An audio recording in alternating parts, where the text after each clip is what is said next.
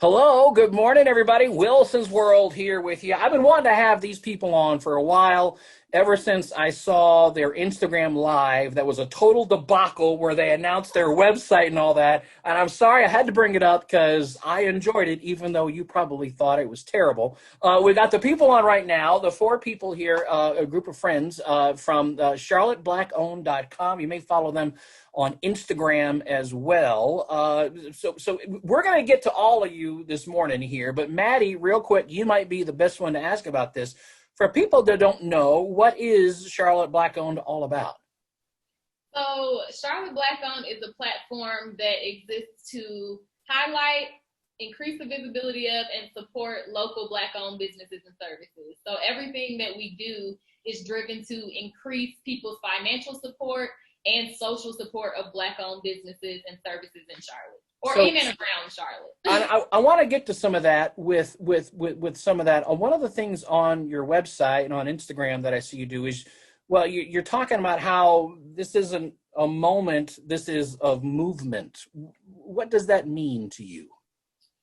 So when we started our page, it was at kind of the height of this, or maybe not even the height, but there was this tension that had kind of boiled over that, I mean, obviously, because we're all Black, we know that this tension has been there, but I think it was a moment when people were becoming more radical and just vocal about injustices in the country, specifically related to African-American lives. And we wanted to somehow do something in our city that made a difference, because Charlotte is this super diverse place, but there was such a lack in representation of Black-owned businesses. And so we just decided, hey, we'll create a page, we'll find out where the Black-owned businesses and services are and share them out for people to support. And immediately we got so many supporters, and we noticed a lot of them were Black people, but a lot of them were not African-American people. And although most of our followers have good intentions, I think that when we first started, people thought that it's like, oh, if I follow Charlotte Black Owned, that immediately means I'm not racist.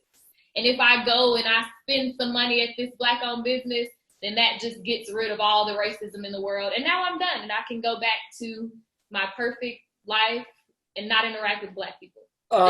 Well, and so it's not just a moment, it's a movement. We're going to talk more about that coming up here in just a little bit. Also, one of the other words that I use a lot that I see on your page is intentional as well. I want to talk about how you're doing that in the community. We're going to have a link up to their website, which is up, by the way. It wasn't on the live stream that we watched so well, but it is up, and we're going to get to everybody. Ashley's there, Jeremy and Jeff as well. The four people behind Charlotte Black Owned. We'll have more coming up. This is WCCB Charlotte. We'll be right back.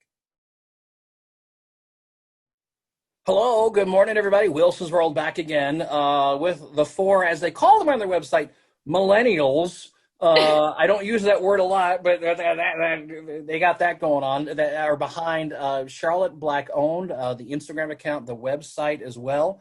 If you're watching our last segment right there, that's Jeremy and Jeff in the back. I want to go ahead and just say their names because I have a feeling they're not going to get a word in here. So.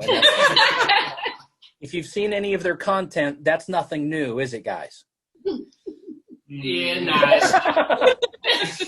It balances out sometimes. No, listen, no, it's all good. So one of the things on your website is you talk about, you are obviously featuring a lot of Charlotte Black-owned businesses, but you're also working with other businesses about being intentional. What do you mean by that? What is helping? How are you helping these businesses be intentional? Kind of piggybacking off of what Maddie said, this is a movement and not a moment. And in that, this is a lifestyle change that you have to make. So being intentional, instead of going to your local Target or your local Starbucks, saying, hey, I'm going to intentionally try out a Black-owned business like Coordinates Coffee. And that takes uncomfortableness and it takes change. So it's going out of your way to do that. And hopefully long term, it becomes not just a Black-owned business you're supporting, but a great business that you're supporting and that you patronize and recommend to others. So that's one of the big things about being intentional.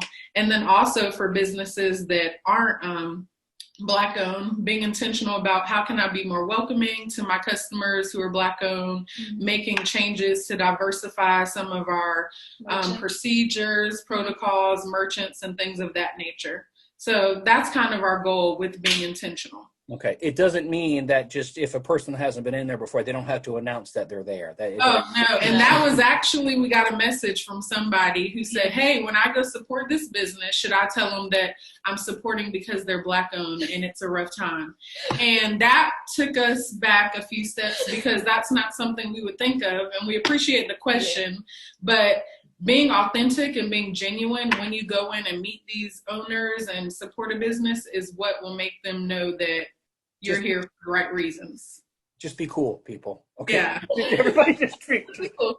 Be cool. Everybody just be cool. It'll be fine. Speaking of being cool, I think we got Jeremy and Jeff in the back over there. And if you follow them along sometimes on the social media, well, you guys, I'm just saying, you got these two over here, Ashley and Maddie over here. I got to make sure y'all get some time. So I want to ask both of you the same question here. What's been the biggest surprise for you two since this has all started for you? So the biggest surprise for myself has been the exposure of the many Black businesses that are out here in Charlotte itself and throughout the Charlotte metro region. There has been, a lot of exposure, and we did not know like how many Black-owned businesses, being a native of Charlotte, are in Charlotte. Yeah. And so that's just one of the biggest surprises for me. Same thing with our first post, it was at least 1,000 businesses tagged. So just like he said, being a native from Charlotte and not knowing that was pretty cool to see. One of the things I like on your website is that you have you can search by zip code some of the businesses, which I think that is a really good idea. You can kind of see some businesses that are around you that you can go and check out and all that. Listen, I want to check in with you all again here, and maybe we can kind of do this as we're getting into the shopping season and some of that, and talk about some of your new discoveries and some of these places here. And we got a couple friends, Rebellious Beard and Greedy Arts and all those guys and everything. So this is some good stuff. So one more time, we'll have it linked up for you, wccbcharlotte.com. Follow them on Instagram as well. And I'll just say, as you know, I don't meet many people that have been in Charlotte as long as I have. You guys, you guys got some good stuff going on. You got there's a realness here that I really like. That I think people, whoever they're from, whatever, I think people are really going to enjoy your website. So check that out. Thank you. We'll do it again, okay, y'all? All right. Yes. All right. Go. It's early in the morning. All right. Bye. Hey, this is Have a good day. You too. This is WCCB Charlotte. We'll be back.